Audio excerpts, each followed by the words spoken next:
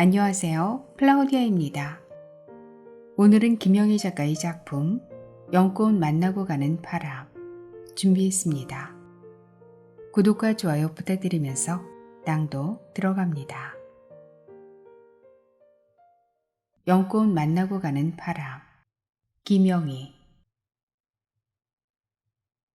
물러났던 장마전선이 다시 남쪽으로 내려오면서 집중호우가 예상된다는 기상캐스터의 목소리가 땅랑하다. 위성에서 찍은 구름 사진으로 연꽃이 겹쳐온다. 장마가 시작되었으니 연꽃이 한창이겠지. 미연은 손에 들린 속옷도 잊은 채 화면 속의 연꽃에 마음을 뺏긴다. 샤워를 마친 남편이 젖은 머리를 털면서 욕실에서 나온다. 뭐해? 빨리 안 주고. 남편의 목소리에 놀라 허둥지둥 속옷을 건네주고 주방으로 들어간다. 남편의 벗은 몸은 점점 더 생경하고 이물스럽다. 승아는 일찍 학교에 간다며 아침도 먹지 않고 나갔다. 졸업을 앞두고 진로 때문에 고민할 때 민 교수의 추천으로 승아의 신인음악회 출연이 결정되었다. 종강 후에도 매일 등교하여 밤늦도록 연습에 몰두하더니 웬일인지 요즘 며칠은 일찍 집에 돌아와 꼼짝도 않고 방 안에만 틀어박혀 지낸다. 밥때가 되어도 속이 좋지 않다며 수저를 드는 흉내만 낸다. 저러다 말겠지 싶으면서도 마음이 쓰인다. 딱히 해줄 일이 없는 아이인지라 말을 걸어도 조심스럽다. 자식을 어렵게 여기는 마음은 전폭적인 관계가 아니기 때문일 것이다. 하기야 전폭적인 관계라는 것이 있기나 할까? 남편은 식사 중에도 신문을 손에서 놓지 않는다. 아래로 늘어뜨린 안경알 속에 반쯤 내려감긴 눈을 신문에 고정한 채 말을 건다. 승아는 나갔나? 미연은 식빵에 버터를 두껍게 이겨 바르며 대답한다. 일찍 나갔어요. 새벽까지 전화통화를 하던데 무슨 일인지 알아? 친구들하고 통화하는 거겠죠. 그래? 남편은 입맛을 다시듯 침을 쭉 빨아들이는 소리를 내며 말한다. 무슨 일인지 이야기 좀 해보지. 알았어요. 미연은 버터와 잼을 바른 식빵을 남편에게 건넨다. 남편은 신문에서 눈을 떼고 선식을 딴 우유 한 모금을 먼저 마시고 식빵을 한 입 물더니 양미간을 살짝 찌푸린다. 너무 많이 발랐잖아. 남편이 원하는 양을 맞추지 못해 늘 듣는 핀잔이다. 미연은 마지막 남은 껍질 쪽 식빵에 남편 것보다 2배는 두껍게 버터를 짓이겨 바른다. 남편은 미연의 반복적인 동작을 어이없다는 듯 바라보더니 한마디 더 핀잔을 보탠다. 그러니 체중이 늘지. 1년 365일 버터와 잼을 바른 빵 한 조각에 선식가루를 탄 우유 한 잔과 사과 반 쪽으로 아침을 대신하며 한 번도 다른 것을 먹었으면 좋겠다는 말을 하지 않는 사람이 남편이다. 남편의 핀잔을 마음에 두지 않고 미연은 승아이를 생각한다. 저런 남편을 만나 정확한 아이에게 무슨 일 있겠어. 근데 요 며칠 하는 짓이 마음에 걸린단 말이야. 아니야, 일은 무슨 일, 더 이따시겠지. 편하게 생각하자.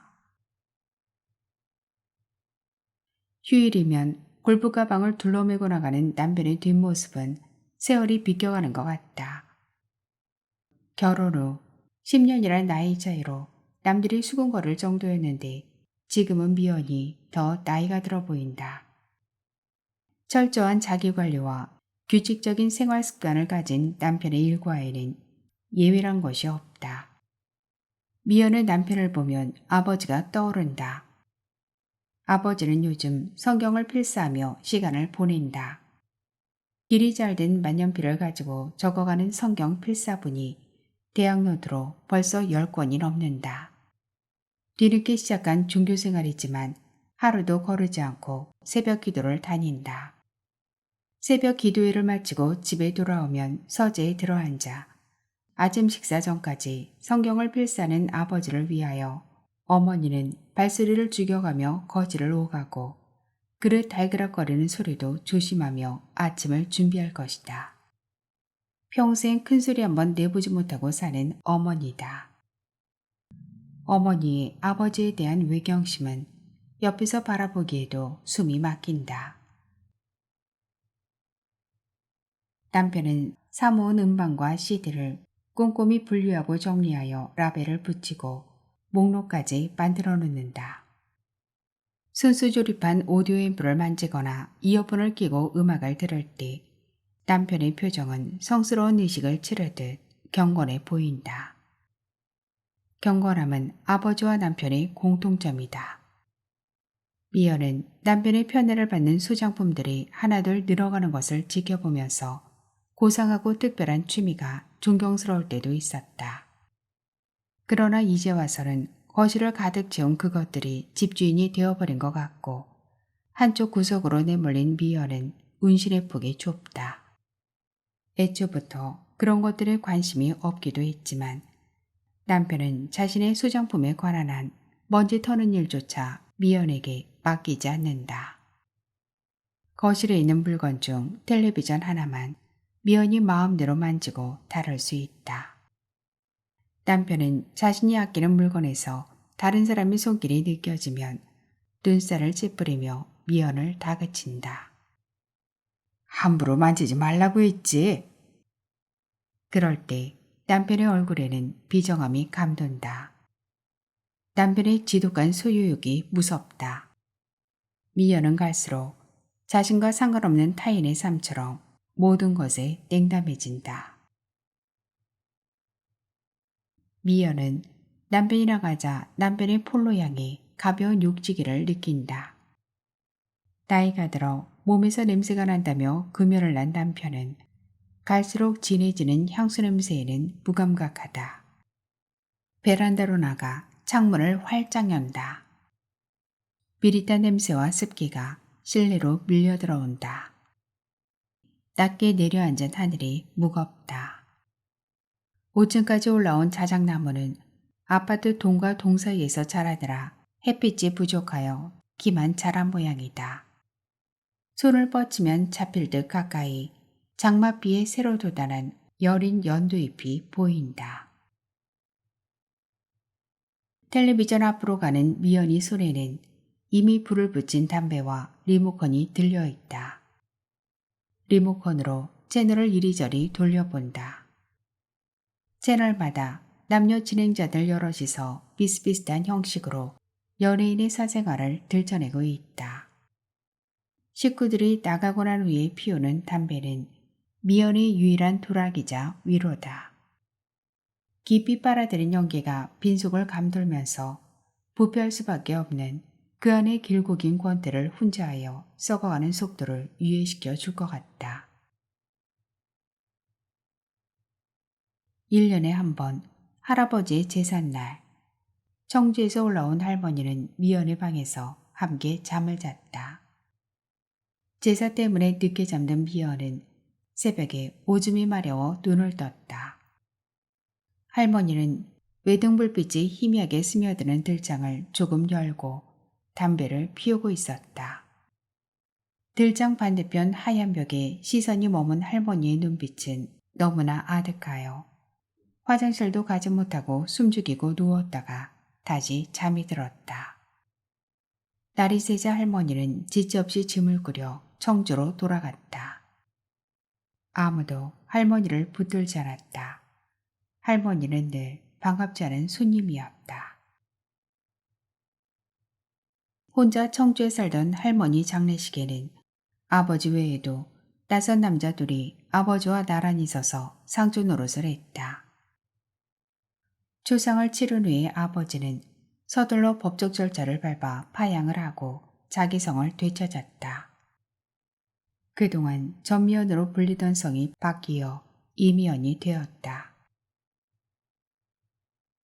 미연은 일기예보 화면의 연꽃을 보면서 두물머리를 떠올렸다. 지금쯤 그곳에는 연꽃이 피고 있겠지. 담배 한 대를 다 태운 미연은 서두른다. 샤워를 하고 오랜만에 화장도 한다. 스킨을 바르고 그 위에 로션과 에센스를 섞어 바른다. 메이크업 베이스가 떨어졌네. 그냥 파운데이션을 바르자. 손가락 끝으로 펴서 바른 후에 피부 깊이 색이 스며도록 가볍게 두드린다. 재현은 가끔 미연의 날카로운 턱선을 더듬었다. 미연이 지금 바라보고 있는 거울 속의 얼굴은 겹치는 턱살이 미련스럽게 보이고 눈밑은 푸르스름하다. 김희는 눅눅한 기운을 빌려 이끼가 자라듯 어느새 눈밑을 점령하였다. 열심히 바르고 두드려 보지만 스스로 보기에도 민망스럽다. 무덥고 끈적이는 날씨 탓에 등과 젖가슴으로 땀이 흘러내린다. 코 주변으로는 기름기가 번질거린다. 분첩에 분을 묻혀 다시 한 번 더 코 주변을 누른다. 목이 올라오는 감청색 민소매 셔츠 위로 은백색 목걸이를 걸고 하얀 바지를 입었을 때 재현은 말했었다. 넌 목이 올라오는 옷이 정말 잘 어울려. 이제는 목이 올라오는 감청색 민소매 셔츠 따위는 입지 못한다. 옷을 선택하는 기준이 편한 것으로 변했다. 편안함 속에 익사하여 수면 바닥으로 가라앉았다가 다시 떠오를 때는 이미 되돌릴 수 없이 부패할 것이다. 비에 젖은 우산과 플라스틱 통 하나를 들고 어머니가 들이닥친다. 비도 오는데 웬일로 외출을 다 하니? 오이지가 잘 익었다. 장마철에는 오이지가 김치 대신이라 한 통 가져왔어. 어머니는 어지러운 집안을 휙 둘러보며 말한다. 아니 말한다기보다는 중얼거리는 편이다. 집안꼴 하고는 승아범 보기 미안해서 이 집 오기가 겁난다. 밑반찬을 장만했다. 김장고추를 빻았다. 승아범 줄여 쇳거리를 샀다. 아버지 보약을 지으러 간 김에 승아범 것도 지어왔다. 이런저런 이유를 만들어 수시로 딸의 집을 드나들며 단속을 하는 어머니다. 비도 오는데 어머니야말로 무슨 정성이신지 밖에서 끼니를 해결하고 들어오는 일이 많아 먹을 식구도 없는데 오이지는 왜 가져왔는가 싶지만 미연은 할 말을 삼킨다. 말이 길어져서 좋은 소리 들을 일이 없다. 핑계가 없어 못 오는 어머니다. 조마조마한 심정으로 딸을 지켜보면서 그 허물을 감추는 일에 열중하는 어머니가 딱하다. 아버지의 딸 단속은 유별스러웠다. 귀가 시간은 말할 것도 없고 옷차림이며 말소리, 웃는 모습까지 간섭하며 엄격하게 체근했다. 아버지의 그러한 노력에도 불구하고 미연은 숙성 중인 과일주처럼 부글부글 끓어올라 코르크마개를 언제라도 터뜨리고 말 기세였다. 미연의 호기심과 끼는 다스려지지 않았다. 남의 이목을 끌고 싶어 같은 교복을 입어도 남보다 주름 하나를 더 잡든지 치마 기장이라도 한 단 줄여 입었다. 등판이 구겨지기라도 할까봐 기대어 앉지도 않았다. 틈만 나면 거울 앞에서 앞머리를 내리고 교태를 지어 보였다. 어머니를 졸라 맞춰시는 검정 구두와 발목까지 바투접어 신은 흰 양말로 조금이라도 다리가 길어 보이게 신경을 썼다. 아버지는 그런 딸을 그대로 내버려 둔다며 어머니에게까지 닥달을 했다. 소풍을 가던 날이었다. 미연은 소풍지에서 뒤를 따라붙은 남학생들과 노닥거리느라 귀가 시간이 많이 늦어졌다. 벼르고 기다리던 아버지는 처음으로 미연에게 손찌검을 했다. 미연도 분을 참지 못하고 아버지에게 대들었다. 아버지의 커다란 손바닥이 솜털이 보송보송하고 연분홍빛 화색이 도는 뺨을 사정없이 후려치자 어머니는 옆에서 울며 대신 용서를 빌었다. 그 후에도 여전할 수밖에 없는 미연은 아버지에게 폭행을 당하는 일이 잦았다. 시작은 어려웠지만 한 번 시작된 폭행은 그 강도가 점점 세졌다. 이유야 얼마나 많았을까. 자연스레 어머니는 미연을 싸고 놀았다. 그래서였을 것이다. 미연은 제 허물을 어머니 앞에 있는 대로 다 드러내 놓았다. 어머니는 조마조마해하며 그 뒷감당으로 세월을 보냈다. 별일 아닌 것도 어머니가 취시하며 감춰주는 순간 허물로 변하여 죄의식을 강요당했다. 지은 적도 없는 여죄를 체조당하듯이 수시로 행해지는 아버지의 문초와 폭행은 어머니의 임기응변으로 넘어가기도 했지만 근본적으로 정당성을 인정받지 못한 미연은 왜곡되었다. 이런 어머니에게 재형과의 재회도 숨기지 않은 것은 어머니에 대한 지독스러운 횡포였다. 미연은 어머니를 뒤로하고 집을 나선다.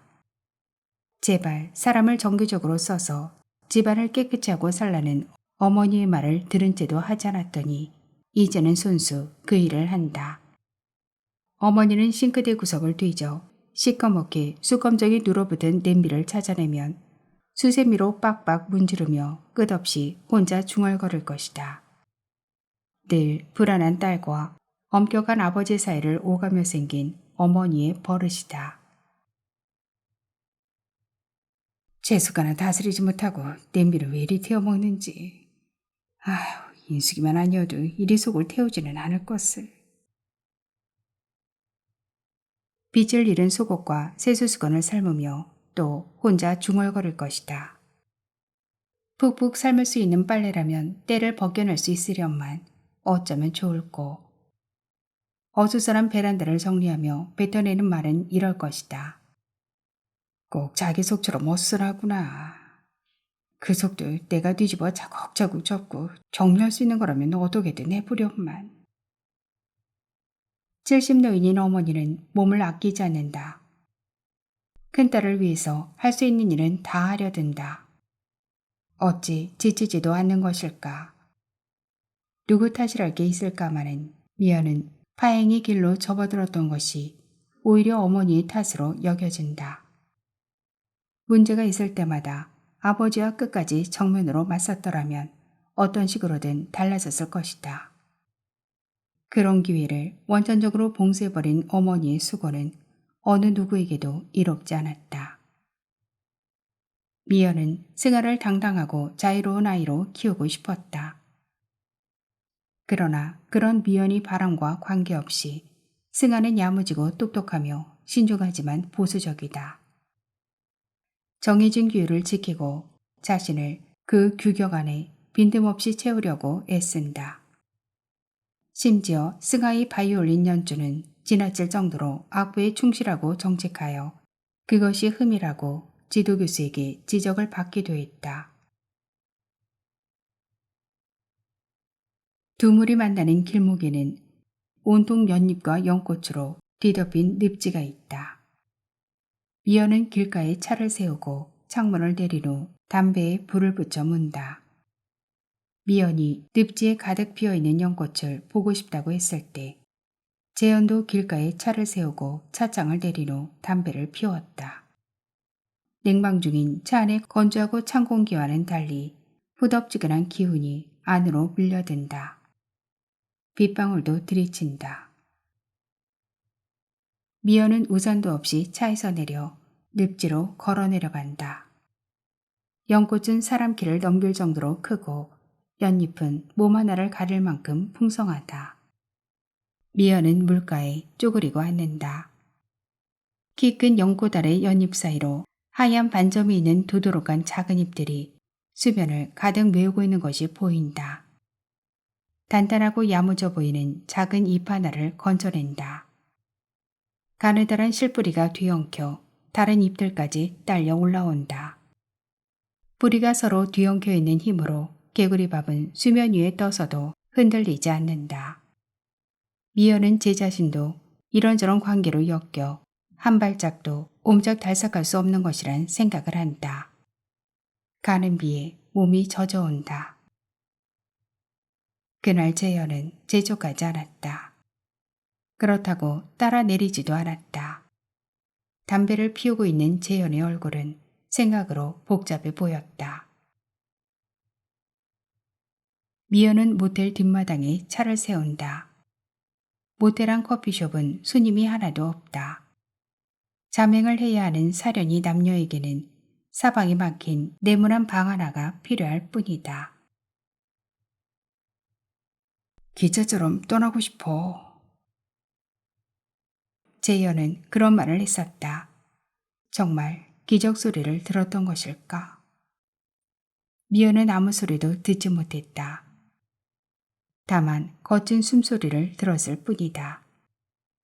자리에서 일어나 창가로 다가간 재현은 커튼을 젖히고 창을 반쯤 열었다.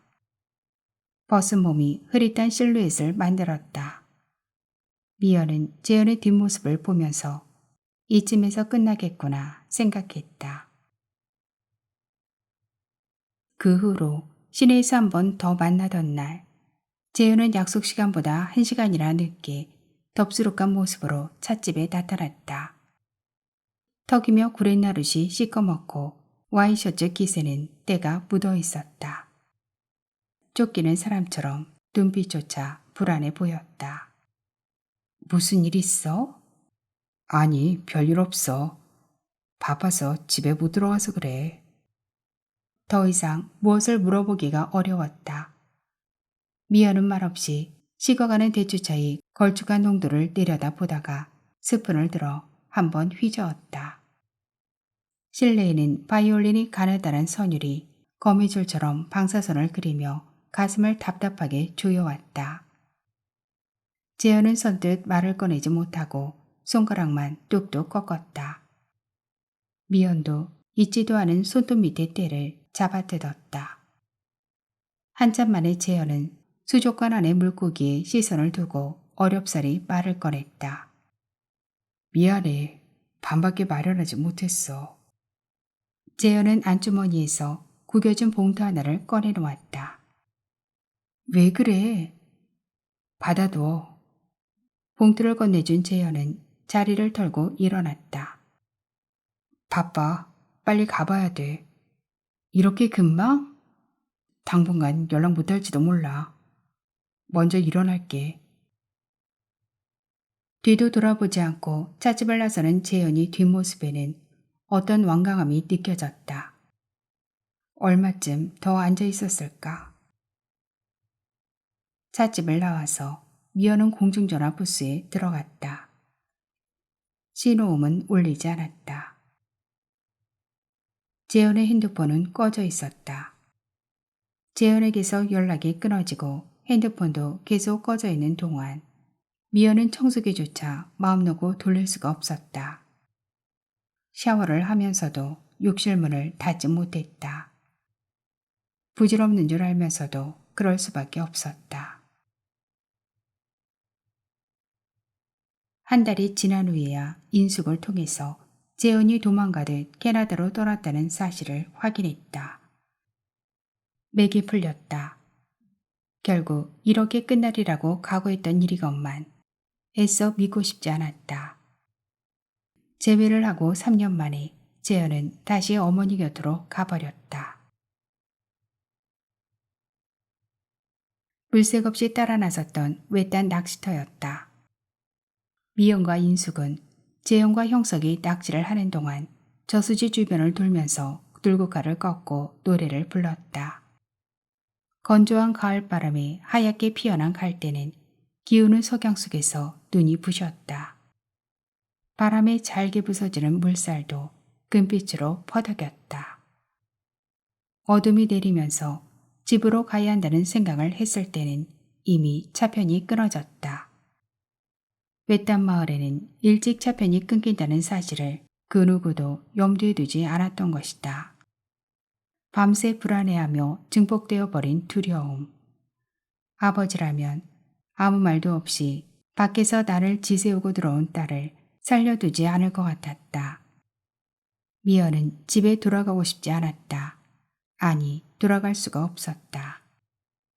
어쩔 줄 모르던 재현이 어머니의 주단집 금고에서 돈을 집어왔다. 그 돈으로 교문이 박 허름한 월세방을 얻어 소꿉질을 시작했다. 수저 2벌, 밥그릇 9그릇, 작은 솥단지, 빗자루와 쓰레받기 같은 것들을 사들이면서 미연은 터무니없이 좋아했다.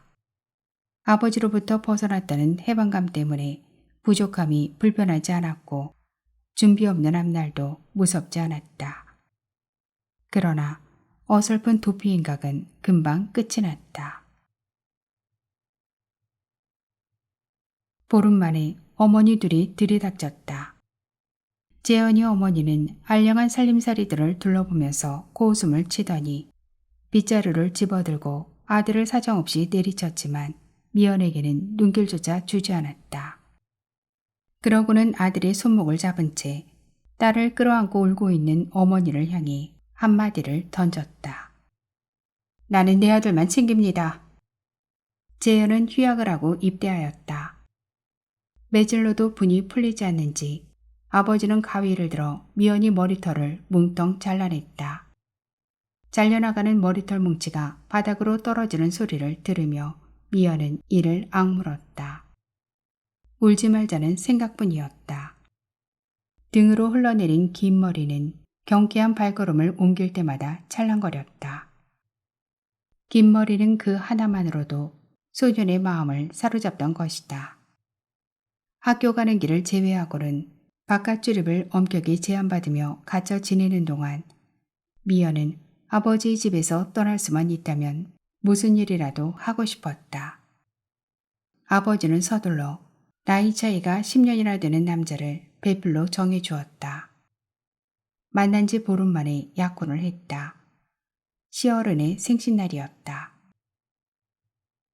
어머니가 마련해준 선물 꾸러미를 들고 시집에 인사 가던 날, 어머니는 미연에게 한복을 지어 입혔다. 한복이 잘 어울리는 미연의 고운 자태를 보며 어머니는 아깝다고 한숨을 지었지만 아버지는 달랐다. 감지덕지지 아깝기는. 어머니는 따라 나오며 말했다. 아닌 말로 성을 간다잖니. 할머니가 개가하여 의붓아버지 밑에서 성까지 바꾸고 살아온 세월을 욕되게 생각하는 아버지다. 할머니에 대한 원망 때문에 여자의 행실에 대해서 그렇게 치를 떨며 왕광을 어쩌겠니. 미연은 그때 21살이었지만 결혼이 아버지의 집을 떠날 수 있는 지름길이라고 생각하니 못할 일도 아니라고 여겨졌다. 커피숍은 전면벽이 통유리다. 농가 밭을 건너면 동해로 가는 기차선로가 있고 바로 코앞까지 다가와 있는 늪지에는 무성한 연잎이로 연꽃이 피어 있다. 들어오면서 본 비닐 커튼으로 가린 주차장은 돌아앉은 건물에 가려 보이지 않는다. 요란하게 늘어진 비닐 커튼이나 가리개로 가려진 자동차의 번호판 같은 자명을 돕는 알량한 친절은 사련을 너절하게 만든다. 재현과 함께하는 시간이 길어지면서 느끼던 씁쓸함이 떠오른다.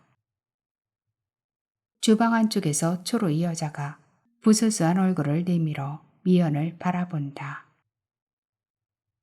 무엇으로 드릴까요? 커피 주세요. 삐삐 주전자가 수증기의 힘을 빌려 울고 나자 여자는 커피 한 잔을 미연에게 가져다 준다. 빗줄기는 점점 굵어지더니 폭우로 변한다.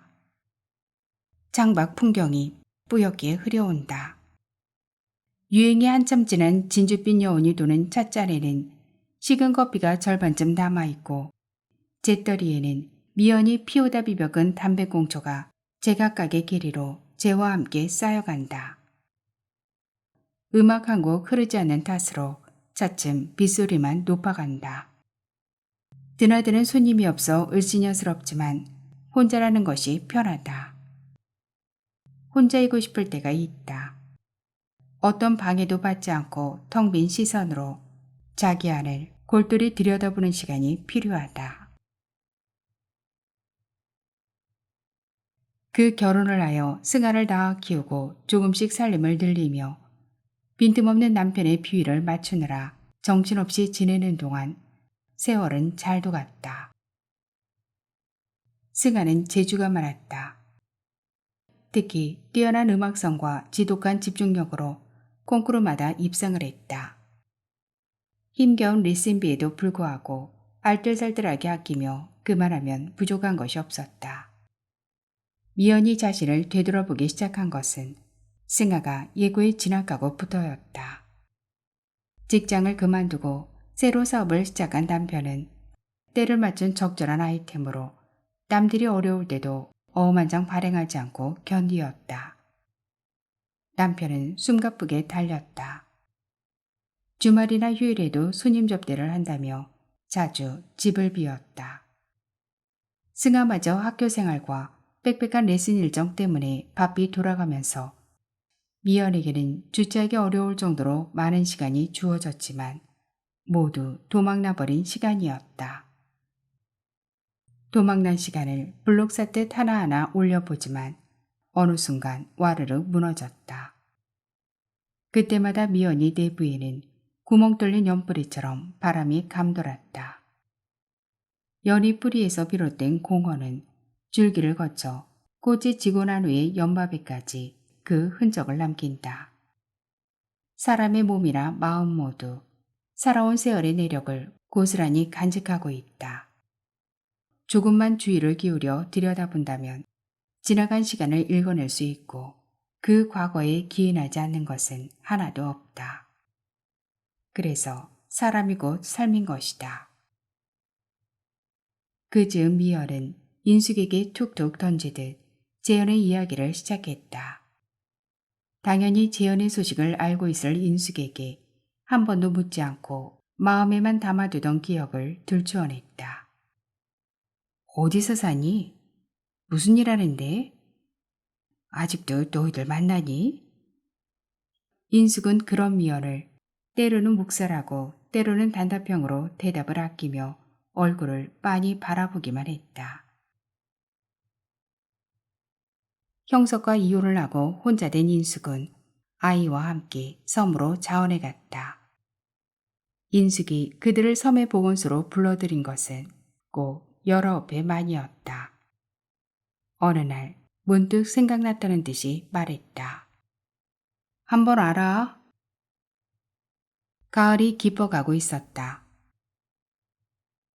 미연은 섬으로 오라는 인숙의 말이 반가웠다. 어디라도 좋으니 훌훌 떠나고 싶을 때였다.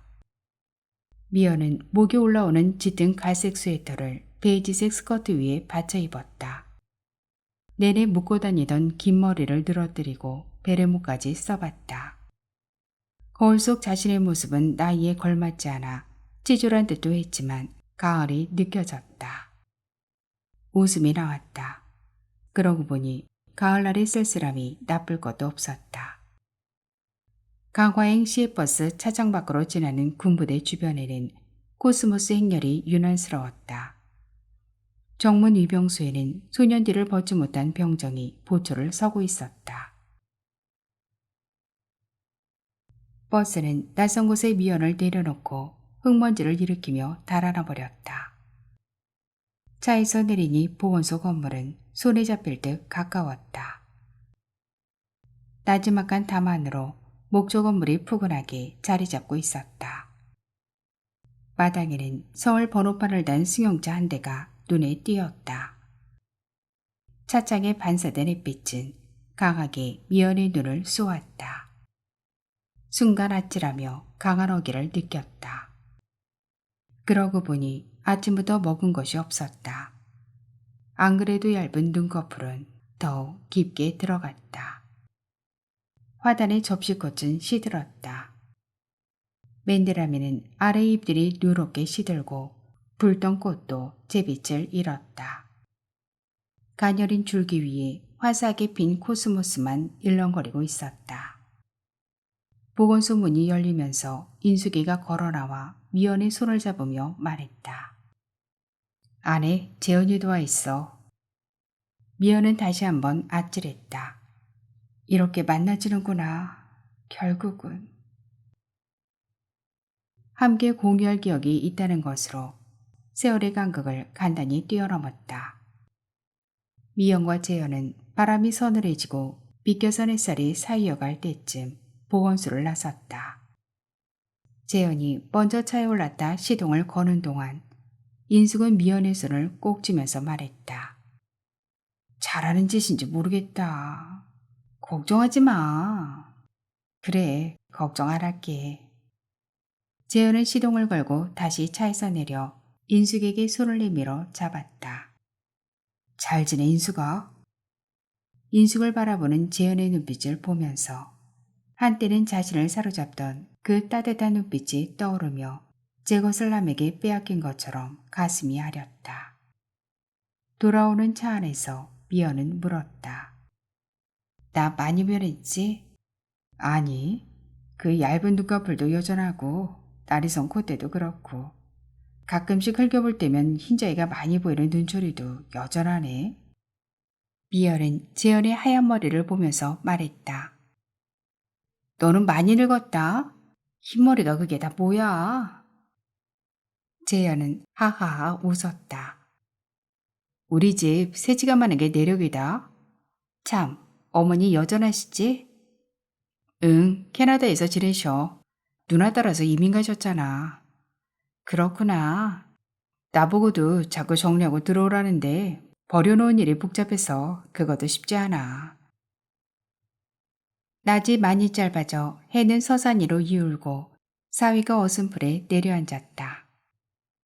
반대 차선에서 달려오는 차들의 전조등 불빛이 하나둘 늘어갔다. 라이트를 켜야겠군. 세월이 빠르지? 엊그제일처럼 모든 것이 생생한데. 그랬다. 라이트를 켜자 속도감이 더욱 확연해지는 국도변 풍경처럼 모든 일이 생생하게 밀려왔다. 시간은 급하게 역류했다.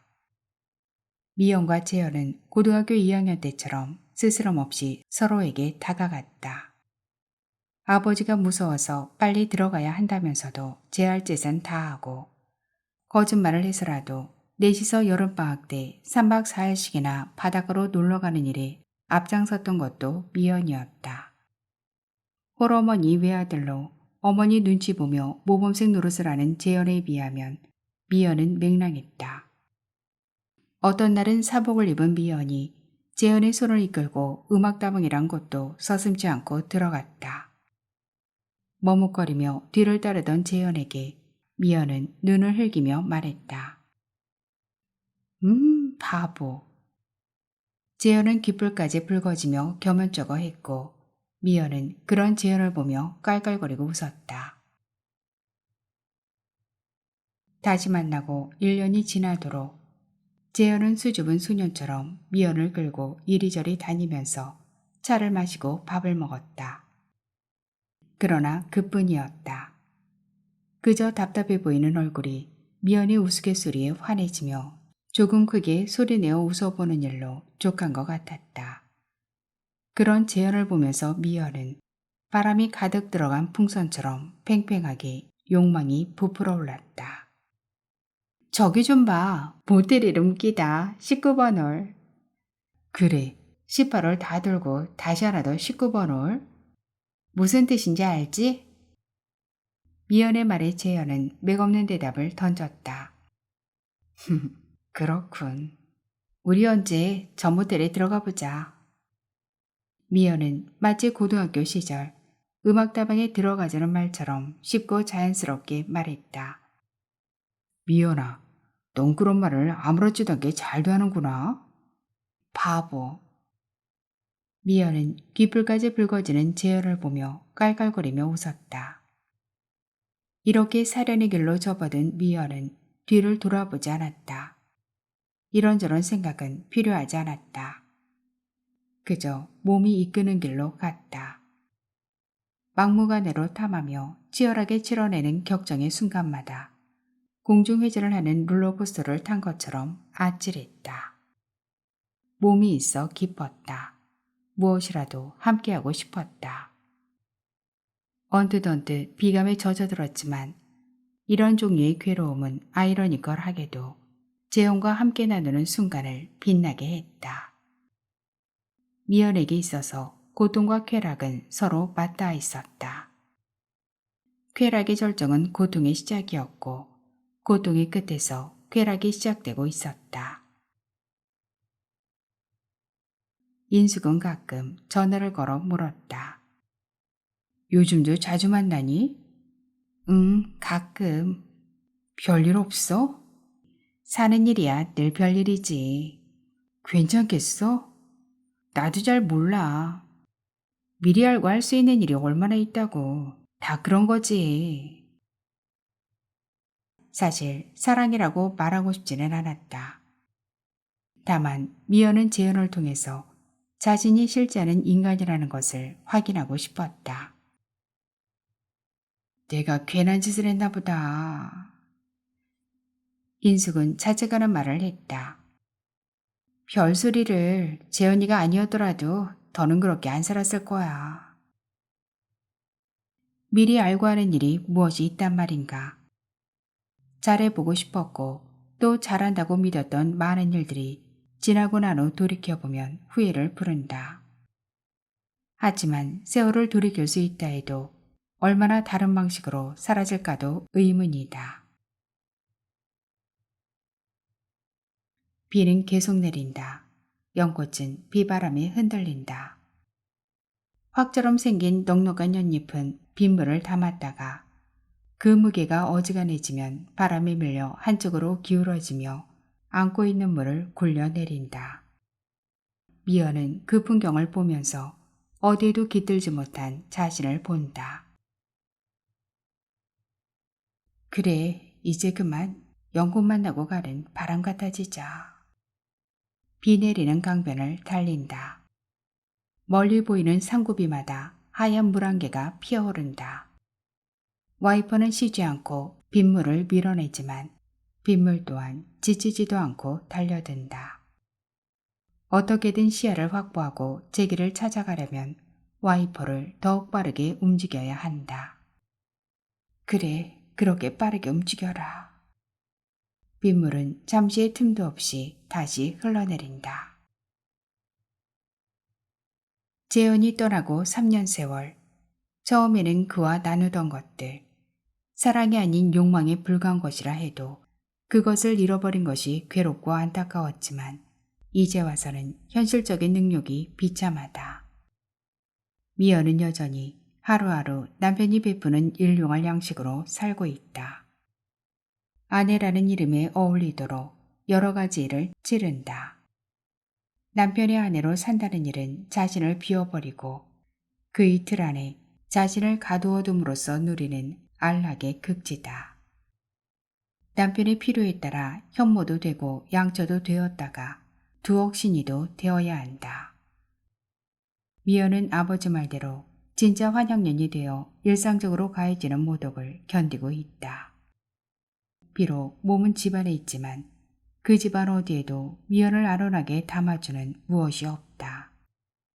연잎이 응집해 있는 물방울처럼 이리저리 흔들리며 언제라도 굴러 떨어질 것 같다. 하고 싶은 것도 가지고 싶은 것도 없다. 그냥 살고 싶을 뿐이다. 길게 이어지는 차량의 행렬은 끝이 보이지 않는다. 아직 어두워질 시간은 아니지만 낮게 들여온 먹구름과 쏟아지는 비 때문에 대부분의 차량들이 전조등을 밝히고 있다. 언제쯤 저 나들목을 벗어날 수 있을지. 지루하게 밀리는 길 위에서 집을 생각한다. 서둘러 간다 한들 기다리는 그 무엇이 있는 것도 아니건만 무작정 집을 향해 가려는 타성 때문에 조금씩 초조해진다. 지금도 문 앞에서 늦어지는 딸을 야단치려고 기다리는 아버지가 있는 것처럼 빈집을 향하여 안달이 나 있는 스스로가 우습다.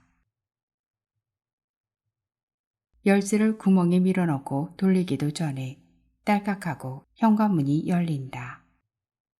이제 오냐? 기다리고 있었다. 어머니의 얼굴빛은 창백하게 질려있다. 왜 아직 안 갔어? 안 간 게 아니고 못 갔다. 왜요? 민 교수 부인이란 여자가 전화를 걸어와 딸 간수 잘하라며 언성을 높이더라. 어머니는 화딱지가 나는지 손에 들고 있던 부채를 할랑할랑 붙이다가 테이블 위에 놓는다. 민 교수가 누구냐? 승아의 지도 교수예요. 어미가 자식에게 본이 되는 게 없으니 그런 일이 생기지. 어머니가 부들부들 떤다. 미연은 다리에 힘이 빠진다. 그럴 리가 없어. 무언가 오해가 있었을 거야. 미연은 떨려오는 마음을 진정하려 했으며 어머니에게 말한다. 그 전화를 받고 내가 중일 별 생각을 다 했다. 엄마, 제발 모른 채 해요. 내가 자세히 알아보고 처리할게요. 너를 내가 어떻게 믿어? 무조건 뜯어말려야 해. 네가 못하면 내가 하마. 엄마, 그만해요.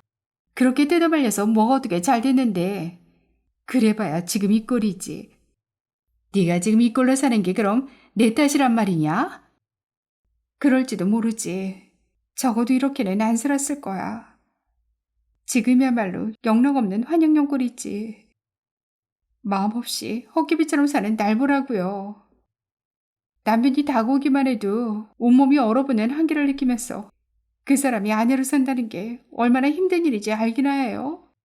그래, 다 어미 탓이다. 내가 죄인이지. 어쩌다 저런 발칙한 것이 내 속에서 나왔는지. 아휴, 그것도 모자라 이제는 소녀딸까지 잘못되는 거를 보란 거냐? 딸은 어미 팔자 담는다는 말이 괜한 말이 아니다. 네가 정신을 차려야지. 딸년 제대로 살게 하려면 어미가 먼저 정신을 차려야지. 아이고, 무섭다 무서워. 사는 게 다 뭔지. 미연은 어머니에게 소리를 지른다. 가요. 가서 이제 오지 말아요. 이제 더 이상 숨길 일도 없어. 그냥 있는 대로 살 거야. 승아도 마찬가지야. 생긴 대로 살게 내버려둘 거야. 저런 못된 어미가 다 있나. 어째 자식이 그런 길로 가는 걸 그냥 보기만 한단 말이냐. 그런 길인지 아니지 누가 대신 판단해 주는 게 아니야. 아무리 말리고 싶어도 말릴 수 없는 일도 있는 법이라고. 마음이 이끄는 길이 제일 좋은 길일지도 모르지. 딸이 패하게 놀라 급기야 울음을 터뜨리더니 휴지로 눈물을 찍어내고 코까지 풀며 휑하니 현관문으로 나가는 엄마의 등이 구부정하게 휘어있다.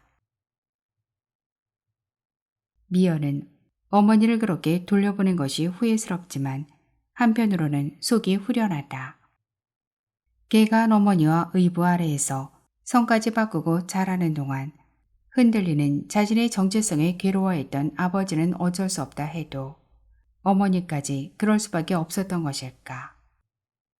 딱히 재현이가 아니더라도 스스로 쭈스르고 정리하며 새로운 기회를 가져보았더라면 좀 더 울고준 마음으로 살아오지 않았을까. 승아에게는 열린 미래를 주고 싶다. 서로 실패를 하더라도 스스로 선택한 결과라면 새롭게 거듭나는 힘이 되어줄 것이다. 어떻게 살아야 한다는 공식은 무효하다. 모든 것이 불안하고 미숙하였던 젊은 날은 제 안에 갇혀 주변을 돌아볼 여유도 없었다. 하고자 하는 일마다 무모하고 실수의 연속으로 당혹스러우며 무엇으로도 채울 수 없는 갈증뿐이었다.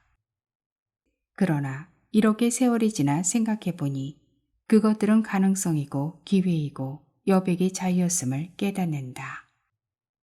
미연은 딸에게 이런 것들을 가르쳐 주어야 했다. 하지만 베란다에는 한창 피고 있는 문주란의 향이 짙다. 파초처럼 싱싱한 잎에 비하면 볼품없는 꽃이다. 꽃도 아름답고 향기도 아름다울 수 있다면 좋겠지만 모두가 좋기는 어렵다. 다만 자기 나름의 기준을 가지고 최선의 선택을 할 수 있어야 한다. 미연은 승아의 선택을 지켜보고 싶다.